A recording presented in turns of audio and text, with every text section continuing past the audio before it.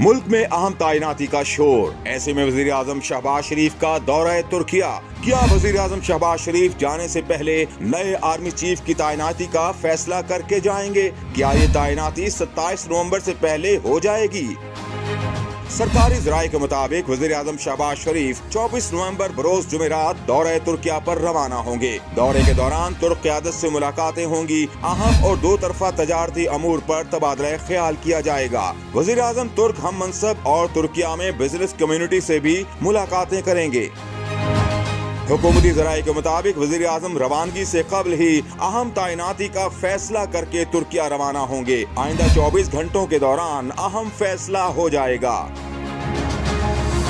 वजीर आजम पाक तुर्क ताउन से तैयार बहरी जहाज समंदर में उतारने की तकरीब में भी शिरकत करेंगे। पाकिस्तान नेवी के तुर्किया के ताउन से बनाए गए फ्री गेट का इफ्तिताह करेंगे। वाज़ेह रहे कि पाकिस्तानी वजीर आजम मियां मोहम्मद शहबाज शरीफ को दौरे तुर्किया की दावत तुर्क सदर रजब तैयब एर्दोगान की जानिब से दी गई थी।